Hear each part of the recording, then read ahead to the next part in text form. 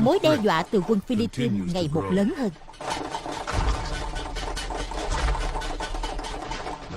Và giờ đây, người Philippines có một kẻ mạnh nhất, Goliath.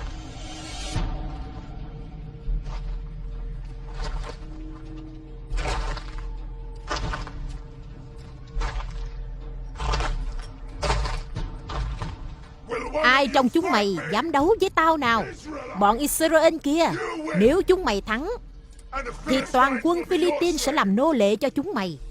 Còn nếu tao thắng thì chúng mày phải làm nô lệ cho bọn tao. Phải có người ra đấu với hắn. Không phải con, Jonathan. Người chiến binh nào đánh bại được hắn sẽ trở thành người giàu có. Không có tên Israel nào dám sao? Không tên nào trong đám dân của Chúa hay sao? Tôi sẽ đấu với hắn. David à, cháu đâu phải là chiến binh. Cháu chỉ là người chăn chiên mà thôi. Dân, cháu là người chăn chiên. Và bởi vì cháu che chở bầy chiên của mình, Đức Chúa Trời sẽ che chở cho cháu. Đức tin của chúng mày đâu rồi? Thiên Chúa của chúng mày ở đâu?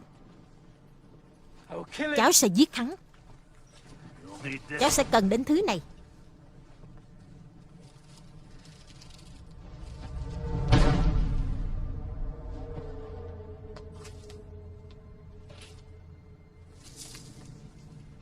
Tốt hơn là cháu không dùng tới nó.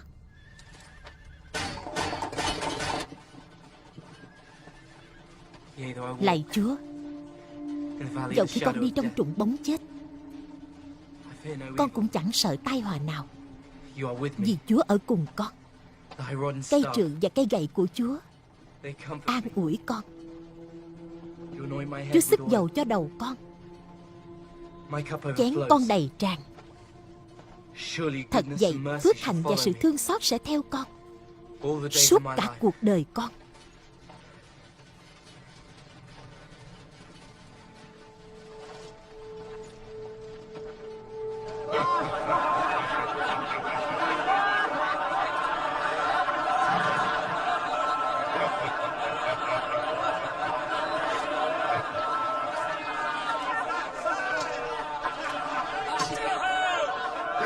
Bọn Israel đã tìm được đối thủ cho ta rồi kìa.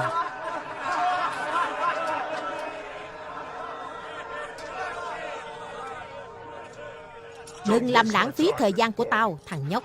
Mày còn quá trẻ để phải chết.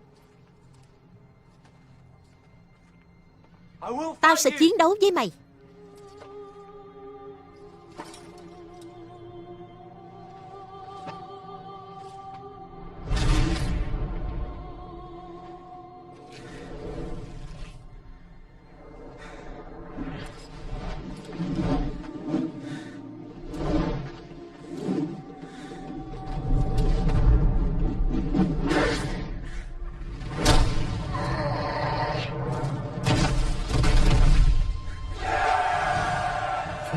Cha ơi, cậu ấy thắng rồi. David thắng rồi.